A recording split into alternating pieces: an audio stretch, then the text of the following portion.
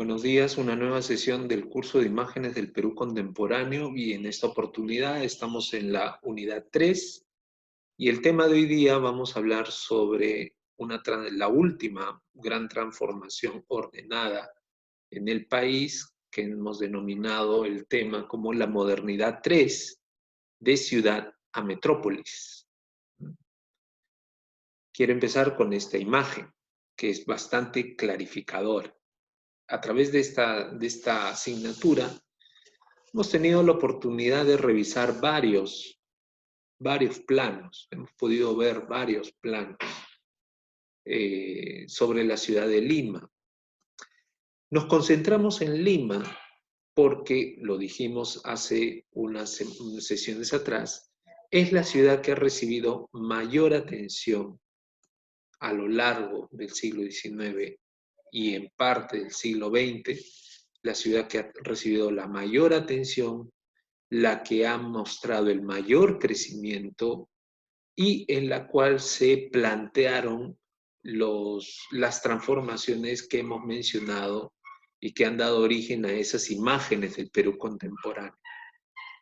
En la sesión pasada señalábamos que llegó un momento en que Lima había adelantado tanto su configuración como ciudad, y hoy día lo vamos a ver cómo esa ciudad se transforma en una metrópolis, que la distancia o la brecha tecnológica, cultural, de desarrollo entre la capital del Perú y las demás ciudades se estaba haciendo más y más y más alta. La brecha era cada vez mayor.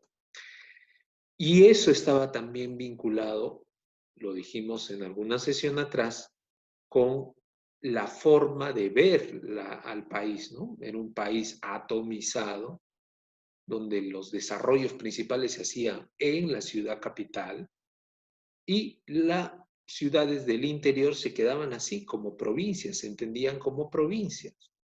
Entonces había una suerte, pienso yo, de juicio o de creencia de que Lima era la ciudad más desarrollada, la más importante, y en las ciudades de provincia más bien se estaban quedando como provincias, es decir, las ciudades de menos desarrollo, con menos capacidad de gestión, etc.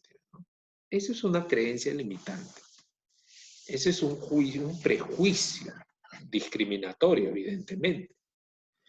¿Es válido para el siglo XX? Pues sí, porque en el siglo XX pues, se tenía esas convicciones.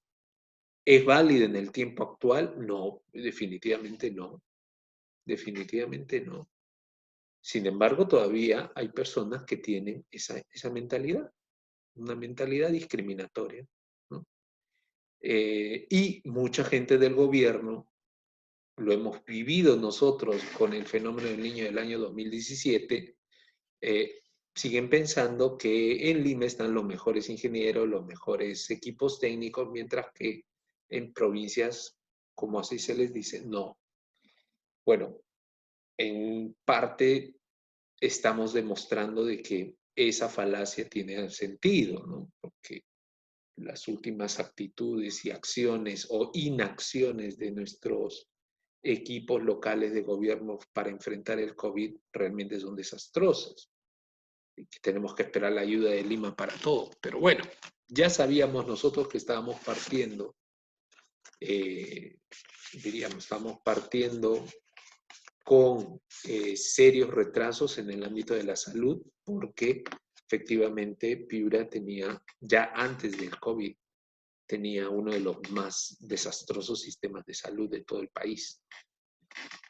Así que estábamos partiendo ya con desventaja, como se dice. Pero bueno.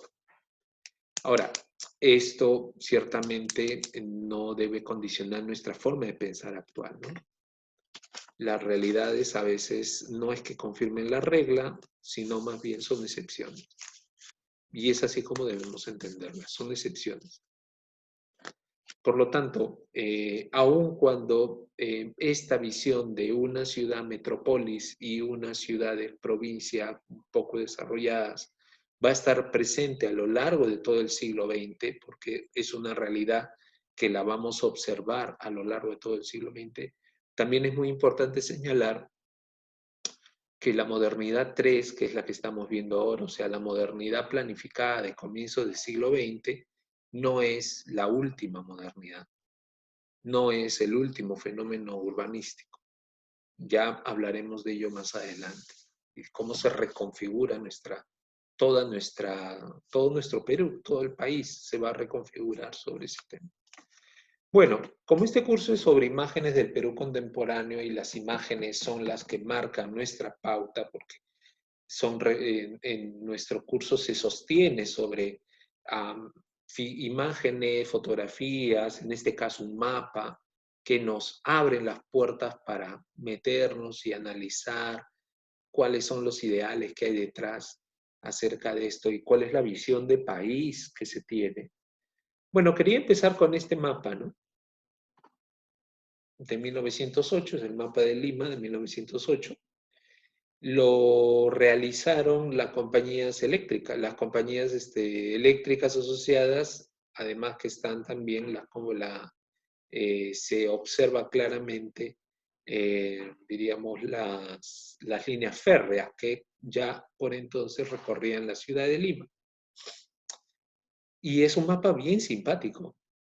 Es el primer mapa donde Lima, donde diríamos el protagonista ya no es la ciudad misma, como en los mapas anteriores, el de Giovanni, el de Lera, y bueno, todos los mapas del siglo XIX y anteriores, ¿no? Lima, ciudad, era la protagonista en esos mapas. Ahora no, ahora es Lima, territorio.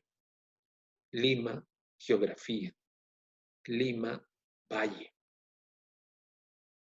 El mapa se amplía, la perspectiva que antes estaba centrada se empieza a abrir y ampliar, porque hay una visión de que la ciudad ya no funciona solamente en ella o dentro de ella, sino que la ciudad empieza a funcionar a partir de su relación con el entorno. Un entorno que, debido a las transformaciones que ocurrieron en el periodo anterior, a finales del siglo XIX y comienzo del siglo XX, es un entorno que está empezando a estar muy conectado con la ciudad.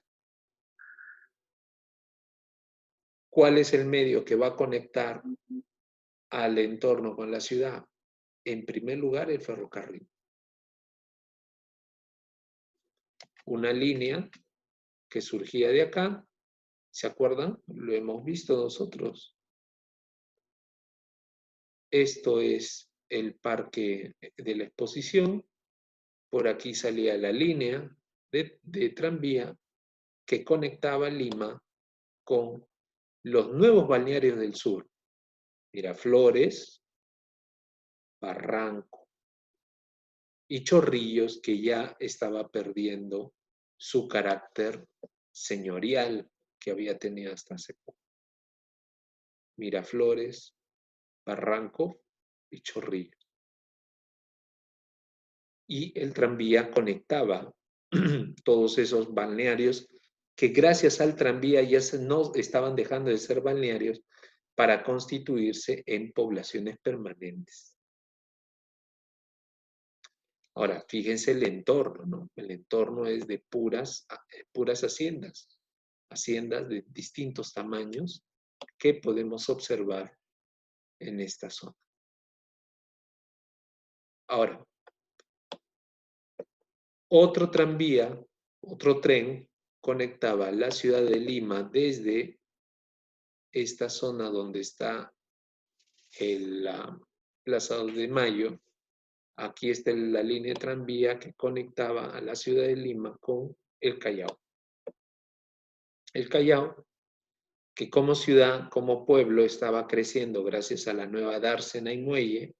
Esto estaba permitiendo mayor atraco de barcos y por lo tanto un mayor desarrollo. El Callao estaba creciendo y además también estaba empezando a surgir ese balneario porteño que se conoce como La Punta. La Punta, balneario que justamente en estas épocas y hasta el periodo de Leguía va a tener mucho éxito. Finalmente, a través de una carretera, ¿se acuerdan que hablábamos de la carretera Nicolás de Piérola, hoy Avenida Brasil? Se conectó la zona del monumento a Bolognesi de 1899 con, a través de esa carretera recta, con dos lugares importantes, la Magdalena Vieja, que es esta de aquí, hoy conocida como Pueblo Libre, y la Magdalena del Mar, que lo tenemos aquí, que se empieza a convertir también en un balneario. Entonces, fíjense, ¿no? Fíjense lo que está sucediendo. La ciudad de Lima está escapando. La ciudad atomizada, llena de barrios, llena de casas, llena de barriadas, empieza a desdensificarse, ¿no? O sea, estaban tuburizados y gracias a estos medios empieza a expandirse la ciudad. Sin saberlo, y ahí está el tema de la modernidad, de la imagen que quieren mostrar. Sin saberlo, en esta imagen ya estamos hablando de una ciudad moderna, de una ciudad que está rompiendo las distancias, está rompiendo el tiempo. Alguien podía tomarse el tranvía o el tren de Miraflores a Lima, ir por la mañana al trabajo y regresar para la tarde. Igual en Barranco, igual en Chorrillos. Una persona podía tener ya un automóvil, porque en Lima el automóvil llega sobre el año 1900, y a través de la carretera conectarse directamente con Magdalena o Magdalena del Mar, incluso con el Callao. Realmente en un solo día podían estar en sus casas y regresar. Fíjense eso, porque ese crecimiento y ese desarrollo va a generar el crecimiento de la ciudad. Es lo que denominamos de ciudad a metrópolis. Porque la metrópolis se caracteriza no tanto porque es una ciudad grande, sino porque es una ciudad que tiene, diríamos, las diferencias entre vivienda y lugar de trabajo ya no están en el mismo sitio, sino que están separadas. Y por otro lado, las necesidades básicas y las comunicaciones están perfectamente trabajadas, como lo vemos aquí. Entonces, el oncenio, porque ya estamos entrando a la época del oncenio de Leguía, impulsó un cambio significativo en las principales ciudades de la costa, especialmente en Lima, ¿no? Esas ciudades viejas, esos centros históricos, fueron transformados a partir de las nuevas avenidas y los espacios públicos. Todavía no hay una transformación interna dentro de los centros históricos. Esto lo vamos a ver en los años 30, 20, 30, cómo ya se transforma la ciudad, ¿no? Y el otro aspecto, se crean los suburbios, ¿no? Las urbanizaciones fuera de la ciudad, los suburbios, dentro de esa lógica norteamericana que Leguía tenía en su cabeza, que se convierten en grandes lugares donde va a predominar principalmente las casas, no los comercios y mucho menos edificios públicos. Son lugares para que la gente viva. Ahora, una grandísima diferencia entre el suburbio y la ciudad vieja. La ciudad vieja estaba compuesta por casonas, por quintas y barriadas, perdón, no barrios, barriadas. Casonas, quintas y barriadas. Todas esas venían de la época, todas esas venían de la época virreinal. Por lo tanto, eran casonas, quintas y barriadas construidas en adobe, madera, caña, quincha. Muchas de esas casonas se habían tuburizado. Muchas de esas quintas y barriadas eran zonas bastante populares. Por lo tanto, no tenían adelantos tecnológicos, no tenían agua y desagüe, la luz eléctrica escaseaba, no tenían servicios higiénicos, ¿no? Por algo dicen callejón de un solo caño. Callejón de un solo caño hace referencia a que era una gran quinta donde vivía mucha gente y solo había un servicio común, servicios higiénicos comunes, ¿no? Entonces, esa era la situación en la ciudad vieja. Sin embargo, cuando empieza esta onda expansiva urbana, estas transformaciones del espacio urbano, ya no se repiten los mismos problemas. Se abren nuevas avenidas y plazas públicas rompiendo el trazo antiguo de la ciudad. Se introducen edificios modernos y en estilos nuevos con todos los servicios, especialmente higiénicos, que eran los más importantes. Ahí tenemos el Palacio Arzobispal, el Hospital Arzobispo Loaiza, ¿no? Que son edificios que traen novedades. Y además se intervino en temas sanitarios y viales en Lima y 32 ciudades, todo el tema sanitario y eléctrico. Se empiezan a iluminar las calles, se pavimentan las calles, se introduce los sistemas de redes de desagüe y de agua en las ciudades más importantes. Yo tengo el dato, porque lo revisé el año pasado, tengo el dato de que en 1912, aquí en Piura, se levantó una gran, no voy a decir epidemia, pero sí hubo bastantes denuncias respecto a la calidad del agua, porque mucha gente moría en Piura por problemas estomacales, ¿no? Infecciones al estómago principalmente, y era una recurrencia todo el tema del estómago. Entonces, de Lima mandaron a unos expertos para que revisaran la calidad del agua que se distribuía aquí en Piura, y descubrieron que el agua estaba pero totalmente contaminada. Se extraía de un pozo que ahorita mismo estaría el pozo en más o menos la zona donde está el cuartel, ahí por el puente Juan Pablo II. En esa zona del cuartel estaba un pozo de agua. Y ese pozo era el que abastecía de agua a toda la ciudad. El chiste era que el pozo estaba junto a un basurero y se contaminaba, pues, ¿no? Entonces eso fue motivo para quitarle al ingeniero inglés, porque era un ingeniero inglés que tenía la concesión del pozo, se lo quitaron a él y se lo pasaron a otra persona, con el compromiso de tener que rehacer todo, ¿no? Limpiar y todo esto. Bueno, no sé si lo ha hecho, porque ya no encontré más información, pero interesante el tema, ¿no? Ahora, una característica también es que fíjense la ciudad cómo se está transformando, ¿no? La ciudad, especialmente esta avenida La Colmena, que es una de las avenidas más importantes dentro de la ciudad, porque es la avenida que se construye a finales del siglo XIX, comienzo del siglo XX, como una avenida moderna, con luces, conexión de eléctrica, luces alumbrado público, pistas y veredas, etc. Esta ciudad, muy a la manera de Norteamérica, ojo, o de París, si se quiere, ¿no? Esta nueva avenida, la avenida La Colmena, ya no se llena de casas ni de casonas enormes, casonas virreinales, sino que empieza a introducir los edificios multifamiliares. Edificios que para el momento pues eran estructuras de 2 o 3 pisos, cada una de ellas, cada piso era, dependiendo de las características del edificio, estaba pensado para una sola familia, con todos los servicios necesarios, ¿no? Ciertamente pues era una novedad porque estaba transformando la vida de la gente, ¿no? Utilizando los departamentos.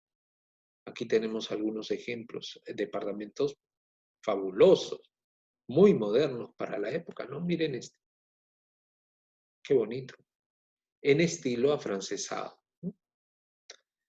Y también se construyeron colegios. Este es el colegio del Guadalupe, un colegio sacerdotes, un colegio masculino de Guadalupe, instalado en esta zona, que tiene como característica el ser construido a la manera inglesa, es decir, con ladrillos. O sea, es una estructura que es moderna, principalmente porque utiliza una técnica constructiva que nos recuerda a las fábricas ¿no? de Inglaterra, ¿no? Que todas las fábricas de Inglaterra se construían en ladrillo en esta época. Y ese es el modelo que utilizan. Hoy en día es la sede principal de la Universidad Cayetano Heredia, si no me equivoco. No, Villarreal, de la Universidad Federico Villarreal. Dejó de ser el Colegio Guadalupe hace bastantes años. Y evidentemente las transformaciones principales las vamos a ver en la Plaza de Armas, ¿no? Miren de esa foto de 1860, este es el Palacio Arzobispal en 1860, verdaderamente parecía una casona más.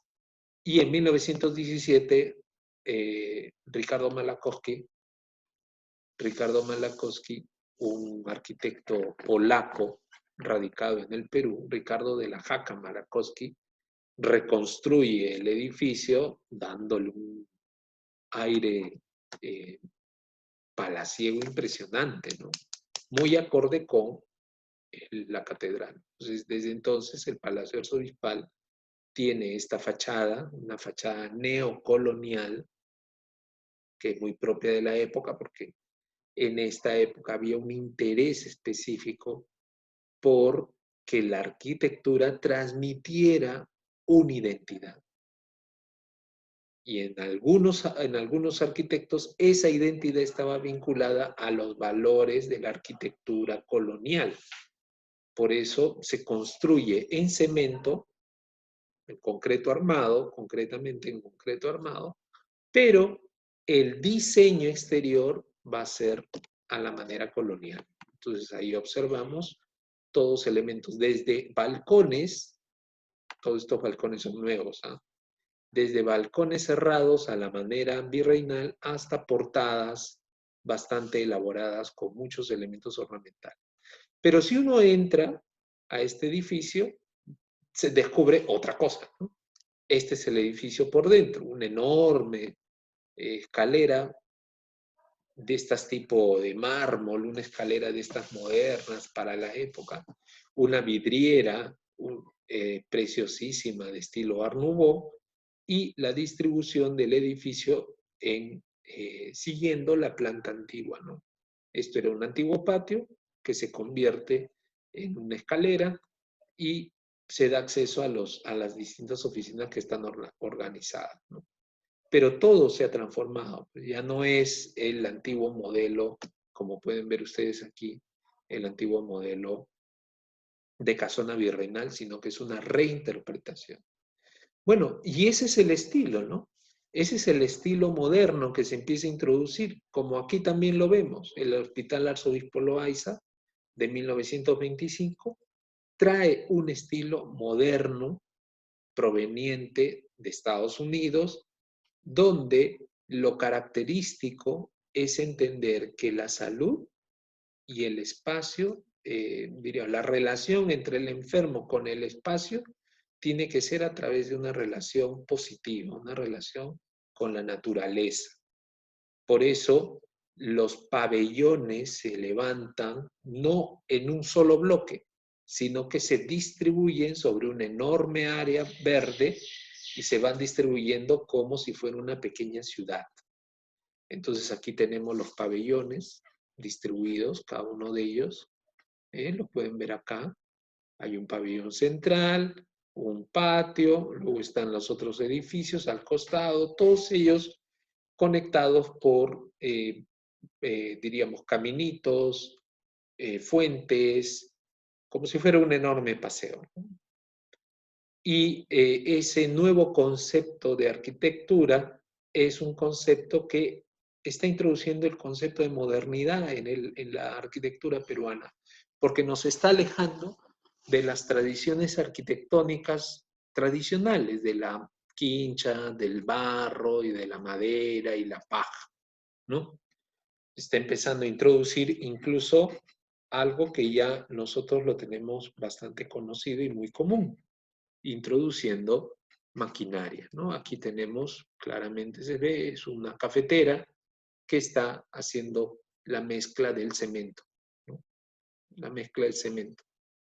Y esto, bueno, ¿sirve para qué? Para la construcción, ¿no? Ahí están las varillas de fierro, la estructura de cemento que están techando. En este caso están techando, ¿no? Falta la chicha ahí para ver cómo techan, pero ese proceso que es muy común empieza a cambiar el panorama de Lima porque evidentemente la arquitectura en concreto tiene más, diríamos, tiene más posibilidades, ¿no?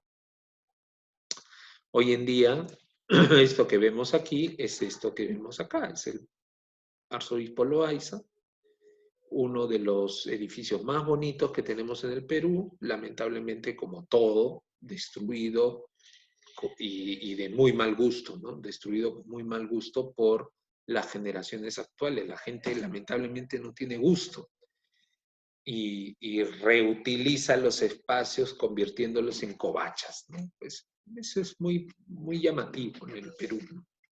Se diseñan las cosas de una manera, pero al momento de reutilizarlas, las destrozan, ¿no? Entonces,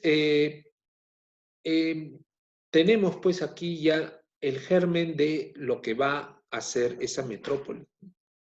Pero Lima no tendrá ese carácter de metrópoli sino hasta el momento del centenario de la independencia nacional y de la batalla de Ayacucho. Ahí es cuando vamos a ver verdaderamente, finalmente, toda la transformación que se estaba generando en estos primeros momentos, ¿no? Por ejemplo, la renovación de la Plaza de Armas con la introducción de la renovación del Palacio de Gobierno. El Palacio de Gobierno que nosotros vemos hoy en día es una estructura que ha cumplido exactamente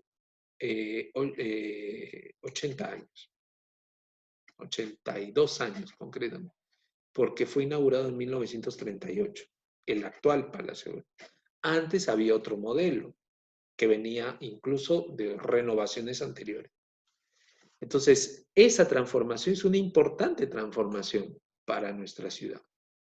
También se construyeron nuevos espacios públicos a partir de los regalos que se recibieron por los festejos del centenario por parte de las distintas embajadas. Por ejemplo, se construyó la Plaza San Martín y el Hotel Bolívar, uno de los espacios con los que finalmente se cerraba esa conexión Monumento al 2 de Mayo, Avenida La Colmena, Plaza San Martín, uno de los espacios arquitectónicos más unitarios que tiene nuestro país.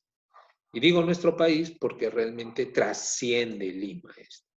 Si tienen, cuando cuando acabe todo esto, toda esta pandemia, que algún día acabará, si tienen la oportunidad de ir a Lima este verano, para enero o febrero, por favor, con mucho cuidado, eso sí, siempre hay que tener cuidado, pero vayan a la Plaza San Martín, visiten el Hotel Bolívar y tómense un pisco sour ahí, ¿no? Una catedral, como se le llama. Caminen por la avenida La Colmena hasta la Plaza 2 de Mayo. Bueno, ahí un poquito más con más cuidado, ¿no? Pero recorran ese espacio y recuerden que ese espacio, que hoy día lo van a ver tremendamente transformado, hace 100 años, fue el espacio más moderno que tuvo nuestro país, donde se ve claramente esa lógica de ciudad moderna. Y eso sí no se ha perdido. También lo pueden recorrer por Google Street View, ¿eh? Porque se puede recorrer perfectamente. Además, también hubo otras innovaciones. Ya lo dijimos la semana pasada, en la sesión pasada, cuando vimos el ejemplo del arco morisco, que evidentemente abría las puertas al desarrollo de una nueva avenida.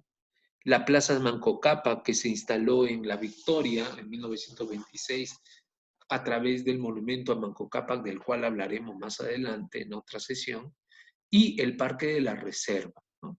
estos que hoy en día se conoce como el parque, el circuito mágico de las aguas, ¿no? El circuito mágico de las aguas es el antiguo parque de la reserva. Bueno, fíjense, eran intervenciones públicas que estaba haciendo el Estado con la finalidad de dar nuevos bríos a la ciudad, ¿no? Fíjense el Palacio de Gobierno en este periodo, ¿no? Ahí tenemos en el siglo XVIII un dibujo, un apunte, ¿no? Donde vemos que el Palacio de Gobierno pues no era otra cosa que una casona, pues una casona amplia con galerías abiertas o sostenidas sobre soportales, en donde se habían instalado varios comercios que tenían sus tienditas, ¿no? En el siglo XIX tenemos aquí la fotografía, vemos que no hay ningún cambio, sigue manteniéndose el mismo modelo, ¿eh? Claro, lo que aquí se ve bonito, porque es una imagen, es un dibujo, ¿no? Aquí se ve en la realidad cruda de ser un edificio horroroso, ¿no? Y además que estaba en un lugar que estaba bastante poco cuidado, ¿no? Ya hemos visto cómo se tenían las zanjas abiertas. En el Perú se tenían las zanjas abiertas, la basura estaba ahí, ¿no? Los postes de luz se veían bastante ridiculitos. Pero luego viene ya a fines del XIX la transformación en la época de la República Aristocrática y se engalana el Palacio de Gobierno con esta fachada neoclásica. Una fachada neoclásica que elimina toda esta balconería que ven aquí, esta galería, y estos comercios se eliminan. Fíjense cómo no se destruye el edificio, ¿eh? Se mantiene, esto está aquí, sino que se le adecúa. Y al retirar la galería, los soportales y los comercios, deja a la vista esta pared, ¿no? Que se trabaja de tal manera que tenga unidad. Eso es el estilo neoclásico. Y se desarrolla en estilo neoclásico. Además que se arregla pues todo el entorno.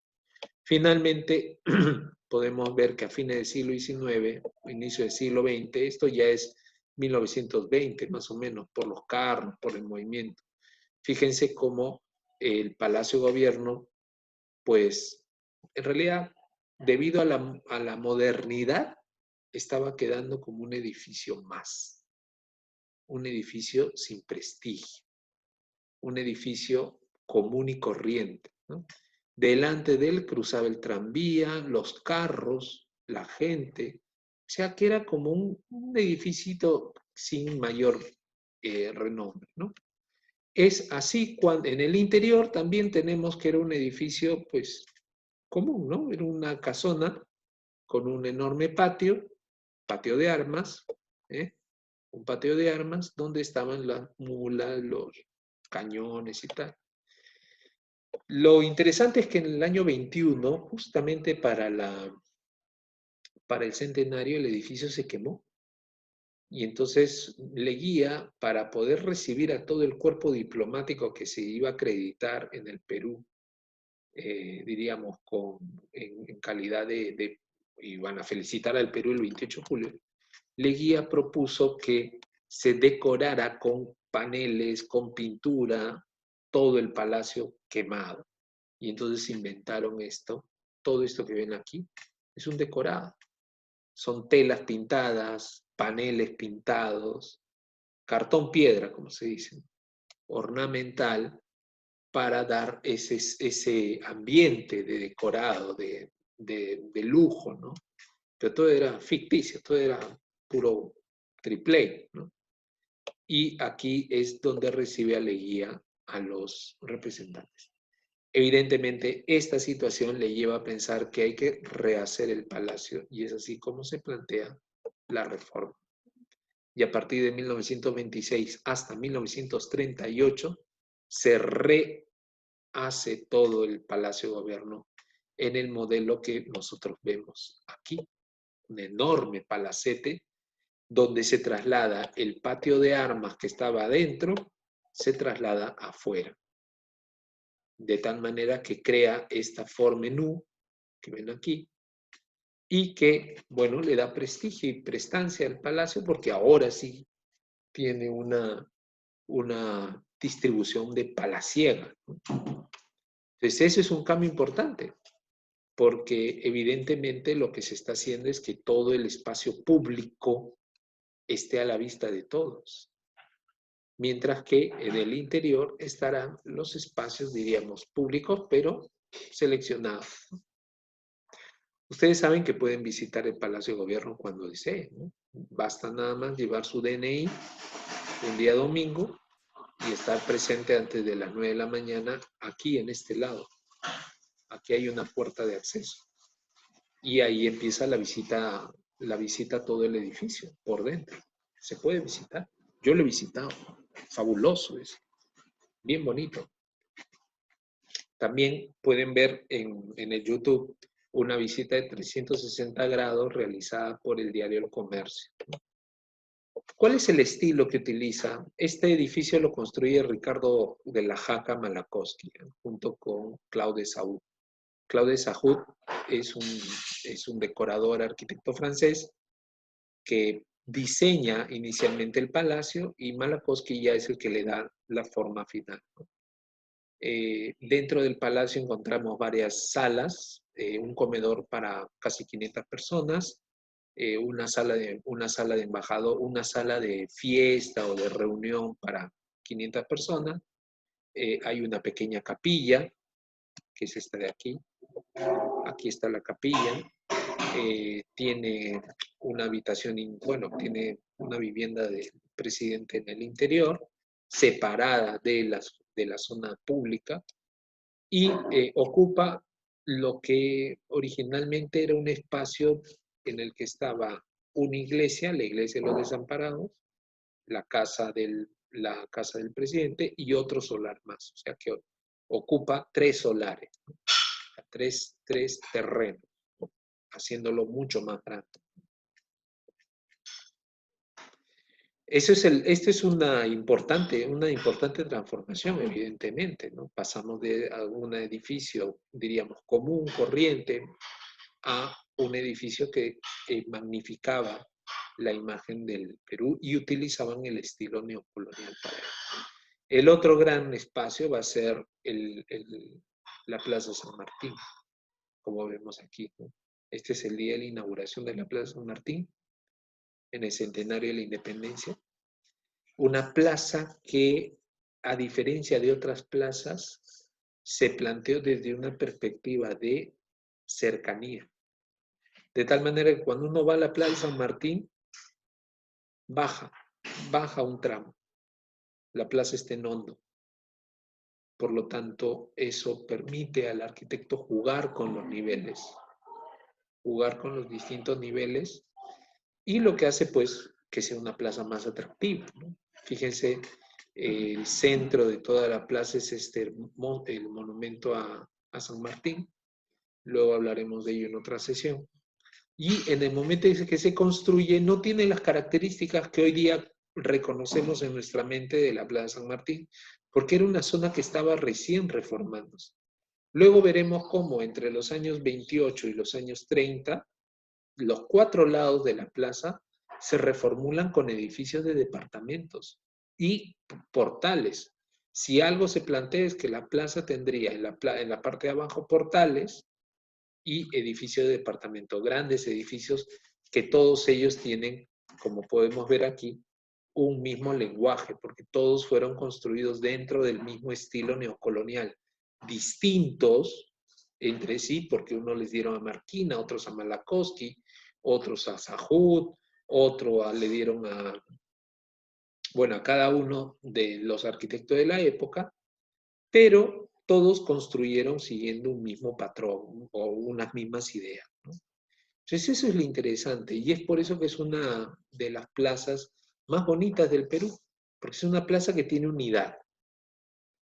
Es una plaza que tiene unidad, urbanísticamente tiene mucha unidad, es muy moderna, de veras que es muy moderna. Estas cosas son las que hacen que la ciudad de Lima se considere una metrópolis, ¿no? es muy moderna, conecta pues con una avenida muy bonita que es la Avenida de la Colmena. Y desde el principio se planteó como una plaza en donde el carro y la persona estarían en conexión, como podemos verlo aquí. Aquí tenemos un video, no lo voy a poner para que ustedes lo puedan visualizar luego en otro momento. Conectado con ello estará el Hotel Bolívar. Ahí tenemos la vista del Hotel Bolívar, construido por Marquina en 1924. Rafael Marquina es uno de los grandes arquitectos del Perú, poco conocido, pero que ha dejado muchísima obra en Lima concretamente, ¿no? Y Marquina plantea una novedad. Bueno, en primer lugar, el nuevo concepto de hotel, ¿no? Lima no tenía hoteles para esa época. El hotel, la hotelería, la hostelería empieza en Lima justamente con este edificio. Y Marquina lo que hace es traer la experiencia de Nueva York, porque él estudió en Estados Unidos. Y por lo tanto él conocía la gran hotelería de Nueva York, el Waldorf Astoria y todos estos grandes hoteles de comienzo del siglo XX. Entonces Marquina lo que hace es trasladar eso al Hotel Bolívar. Y claro, crea uno de los hoteles que son emblemáticos pues, para el país, ¿no? Fíjense esto, dos temas bien interesantes. En primer lugar, la Plaza San Martín está aquí. Sin embargo, la entrada principal al hotel está acá, sobre la Avenida La Colmena. Entonces, el hotel necesita tener dos fachadas. Una fachada moderna hacia La Colmena y una fachada que esté en unidad con lo que pasa en el entorno de la plaza, hacia la plaza. Por eso el Hotel Bolívar tiene esta fachada y esta de aquí, que son distintas. Cuando se crea esta fachada, se crean las famosas terrazas del Bolívar. Y Marquina introduce el concepto del grill, de la terraza abierta, que no existía en el Perú. Entonces la gente podía tomar su almuerzo, ir al restaurante, al grill del Bolívar, y desde ahí mirar la calle. Hoy día esto nos parece común, ¿no? Porque ya todo el mundo lo hace, ¿no? Pero en 1921 era como, wow, ¿no? Solo aquellos que tenían una high life podrían hacerlo, ¿no? Y un tercer aspecto, el edificio, pueden ustedes ver que tenía dos plantas, ¿no? La planta de abajo y luego las dos plantas. En 1926 le piden a Marquina que suba dos plantas más. Entonces van a ver ustedes que el nuevo Hotel Bolívar, el actual, cuando uno lo mira se dará cuenta que hay dos plantas más por encima de esta línea. Porque el hotel crece en capacidad, ¿no? Ahí tenemos algunas vistas. El Hotel Bolívar se hizo a todo dar, ¿eh? Cristalería, mármoles, marcos dorados, pisos de mármol, ornamentos de vitrales, o sea, se hizo a todo dar porque estaba siguiendo la lógica arquitectónica, insisto, del estilo norteamericano de hoteles, no de europeos, sino de norteamericanos. Vale la pena darse una vuelta por el Bolívar. Otro ejemplo de esta modernidad, pues los arcos moriscos, que el arco morisco que abría las puertas a la avenida Leguía y por lo tanto a los suburbios. Era como el marco donde decía, hasta aquí llega la Lima antigua y a partir de aquí empieza la Lima moderna, ¿no? Este arco, construido, como lo hemos dicho, como regalo de la colonia española, fue desmontado luego. Hoy día ya no existe en su lugar, y en el año 2012 se construyó en un parque que se conoce como el Parque de la Amistad, ¿no? Se reconstruyó todo el arco, es un hermoso edificio, ¿no? Es una pena que haya desaparecido de este espacio, porque le daba cierta importancia y además que era un elemento simbólico muy importante, ¿no?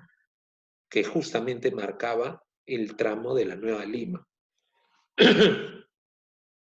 Otros parques, este caso es el Parque de Manco Cápac, que tiene a la figura del fundador del Cusco y que se pone en el barrio de La Victoria como punto de inicio para el desarrollo de esa arquitectura popular, ¿no? Y el tercer elemento es el Parque de la Reserva, un parque totalmente diferente, porque el Parque de la Reserva hoy día no se nota debido a que uno va a ver los juegos de agua que hay en el parque, en el parque del Circuito de las Aguas, ¿no?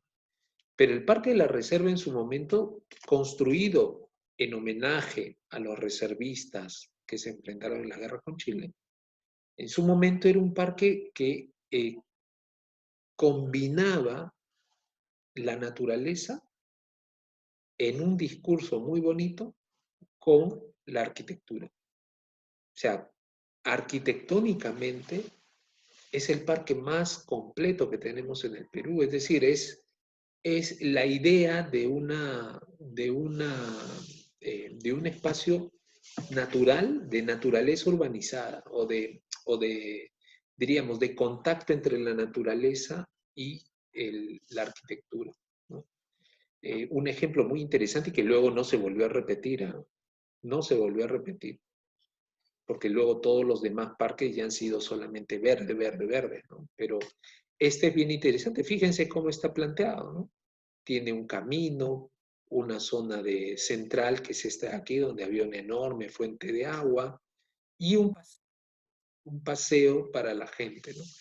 Se mantiene básicamente el mismo trazado que hemos visto, que se ha visto en los circuitos del agua, ¿no? O sea, no ha variado eso. Pero eso sí, es una novedad en la arquitectura, ¿no? Y durante mucho tiempo fue utilizado como un parque donde se hacían representaciones y todas estas cosas, ¿no? Incluso los jóvenes que empezaban a hacer ejercicio físico, pues iban a ese parque.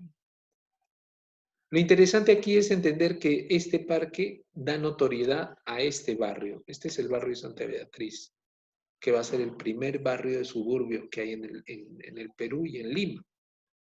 Y una gran diferencia tiene Santa Beatriz con respecto a todo lo demás, y es que aquí en Santa Beatriz las casas eran chalets independientes.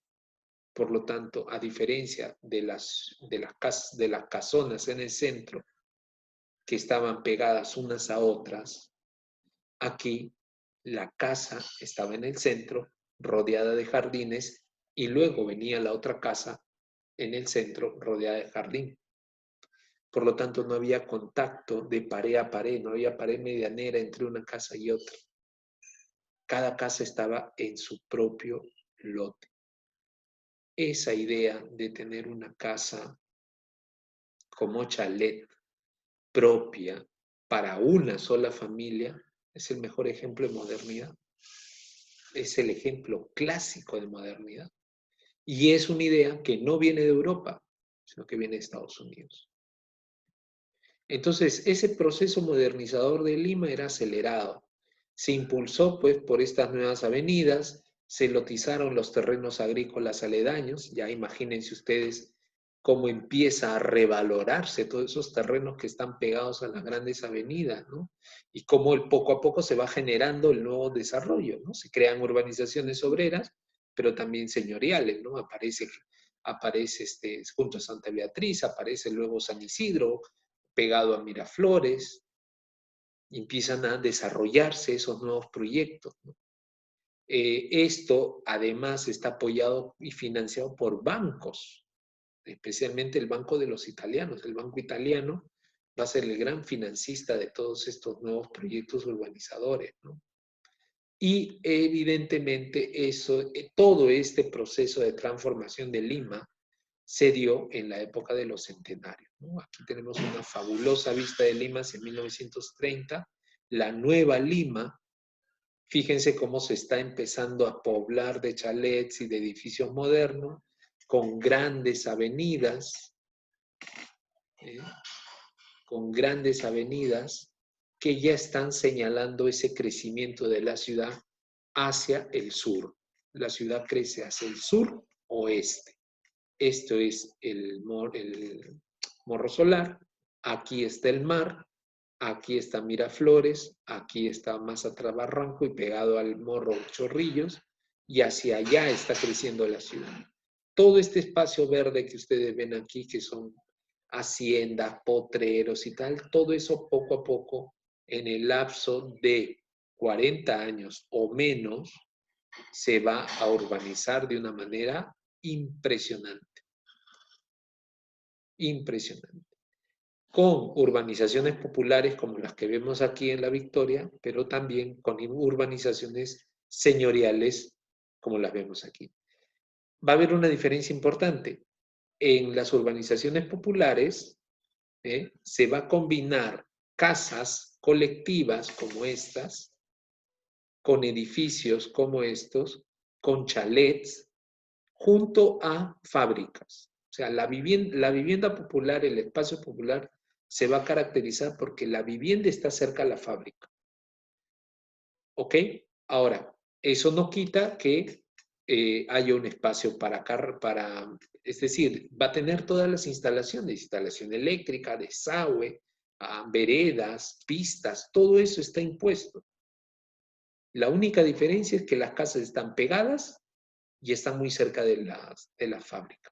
En cambio, en las zonas señoriales, las urbanizaciones señoriales, se plantean desde el concepto de ciudad-jardín. El concepto de ciudad-jardín es un interesante planteamiento en donde la vivienda está rodeada por la naturaleza. ¿Ok? Y eso lo vemos en León Velarde, que es la urbanización Santa Beatriz, donde las casas se establecieron en torno a una zona deportiva. Lo vemos en, ¿cómo se llama esta zona? Santa Cruz, al final de Miraflores, donde la ciudad se levanta cerca a un pequeño aeródromo, y principalmente lo vemos en San Isidro, en el Country Club, ¿no? Donde las casas, los chalets, hoy día ya no existen porque todo es edificio, pero originalmente todos esos edificios eran lotes de chalets. Los chalets se asientan en torno a dos grandes parques, el Parque del Golf, ¿no? Y en el otro lado está el Country Club.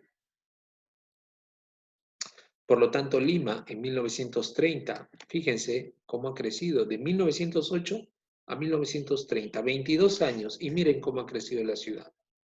Y miren cómo ha ido creciendo cada uno de los barrios que hemos mencionado. Aparece San Isidro, Miraflores, el Magdalena Vieja, la Magdalena Nueva, miren cómo ha crecido, Barranco, Chorrillos ya se quedó atrás.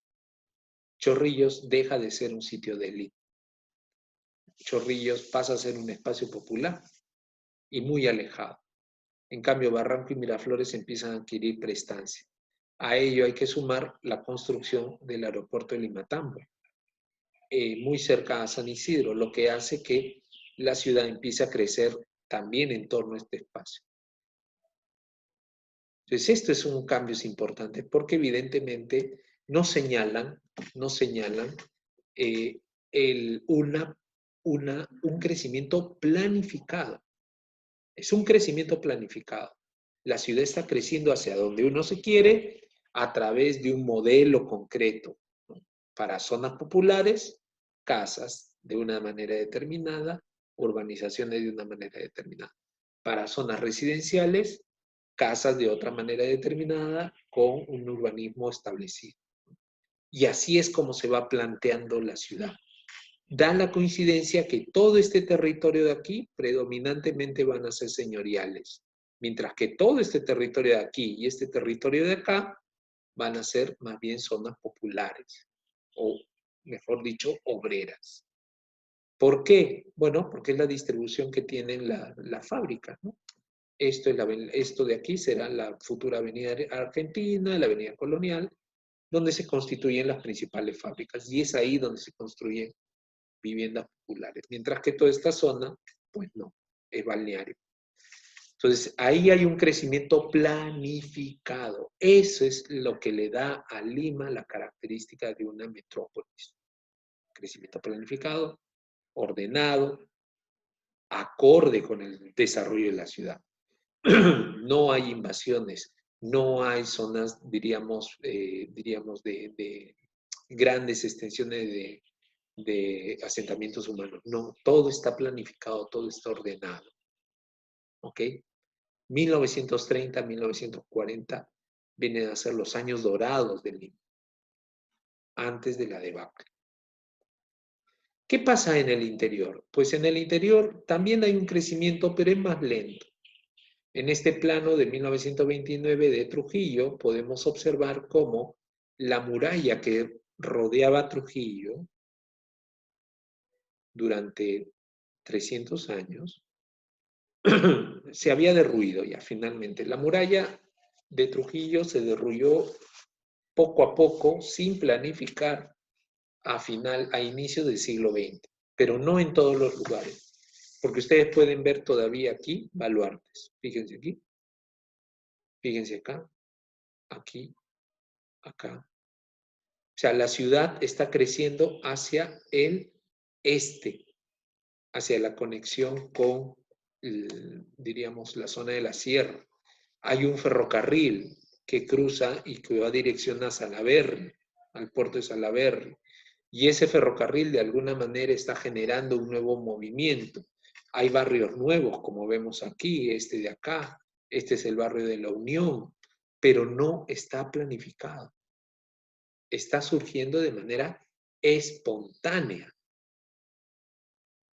¿Y por qué está surgiendo de manera espontánea?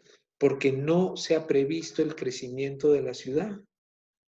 La ciudad no está planificada para su crecimiento. Entonces, está generándose un movimiento natural de crecimiento en torno a las vías de comunicación. Si no, uno se pregunta, ¿cómo es posible que esta zona esté creciendo tan rápido y esta de aquí todavía siga manteniendo el trazo virreinal de la ciudad? O sea, que aquí nadie se asienta. ¿Por qué? Si estamos yendo hacia Buenos Aires, que era el balneario más importante de Trujillo en esa época. Eso es interesante.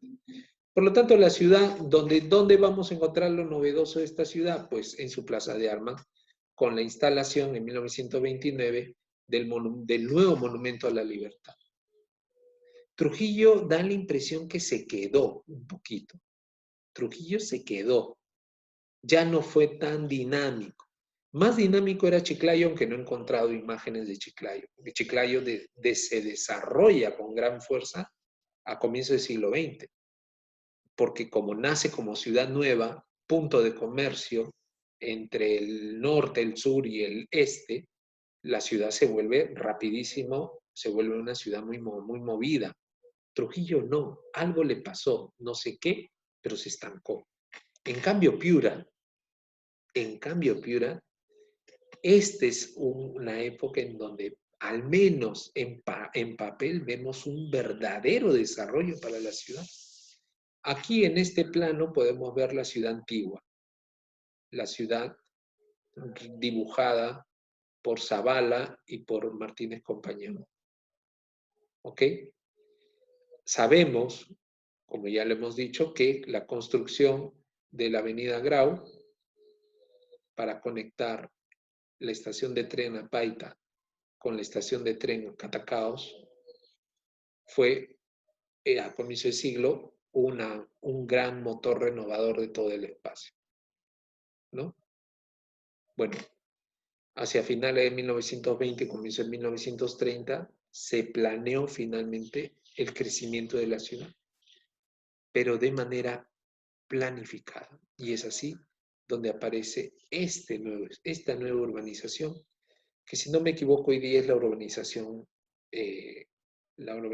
4 de enero. Es una urbanización planificada. No se llega a realizar en su totalidad, pero lo interesante aquí es el concepto que se tiene de una ciudad planificada y que en gran medida va a tener como principal eje a la Avenida Grau, porque la Avenida Grau se convierte en el eje principal de desarrollo hacia el oeste, como lo sigue siendo hasta ahora. Fíjense que no existe en este panorama la Avenida Sánchez Cerro. Pero cuando se construye la avenida Sánchez Cerro, que va a estar por acá afuera, por acá, la avenida Sánchez Cerro seguirá el mismo eje de la Grau, porque las dos van a ir en la misma dirección. Luego tenemos algo muy importante, y es que este eje de la avenida Grau separó la zona, diríamos, de ocio, el Club Grau, de la zona de vivienda. Por lo tanto, lo que tenemos aquí enfrente es la misma idea que vemos en Lima. Una ciudad que tiene un crecimiento de viviendas, porque todo esto es viviendas, con parques, estos enormes lotes son parques, y una zona de esparcimiento al frente. O sea que están utilizando el concepto de suburbio. Interesantísimo, ¿no? Interesantísimo el proyecto. Y es que Piura siempre ha tenido esas características, pues siempre ha tenido esas características de una ciudad que ha, debido a las características de quienes han gobernado Piura en estos primeros tiempos, que casi todos los alcaldes piuranos de la época o eran descendientes directos de europeos o eran gente gente que había vivido, familias que habían vivido en el extranjero. Entonces traen todas esas ideas a esta ciudad, que como lo dijimos en las sesiones anteriores, es una ciudad que está muy marcada por el comercio. Por lo tanto, es una ciudad dinámica, arquitectónicamente pequeñita, arquitectónicamente, estilísticamente fea, pero es una ciudad muy comercial, muy dinámica, y eso les lleva a plantear estas novedades. Y parte de eso se empieza a construir. Lo tenemos aquí, a raíz del fenómeno del Niño del 25, se destruye el mercado, se llena de agua todo, pues construyen la plazuela de las Tres Culturas, con el monumento a Francisco Pizarro, regalo de la colonia española. Y a partir de la avenida Grau se empieza a construir una nueva ciudad. Por ejemplo, en los años 40 se crea el malecón Eguiguren. Ya en los años 20, en los años 10, 20, ya se pedía un malecón para la ciudad, pero solo se hizo efectivo a partir de los años 30. El malecón Eguiguren hoy día no existe, todos lo sabemos, porque se lo llevó el niño del 83, ¿no? Y en la zona de, aquí lamentablemente no he encontrado una fotografía, pero en la zona de la prolongación de la avenida Grau, en esa nueva avenida que se empieza a construir, se introducen modelos arquitectónicos que ya no son propios de la tradición arquitectónica, diríamos, eh, piurana, sino que ya es introducción de modelos arquitectónicos provenientes del exterior. Si no, dense una vuelta bueno, ahorita no, pero pueden hacerlo por el Street View. En el tramo entre el parque infantil y la iglesia del Santísimo Sacramento, a través de Street View, miren ustedes ese tramo de casas.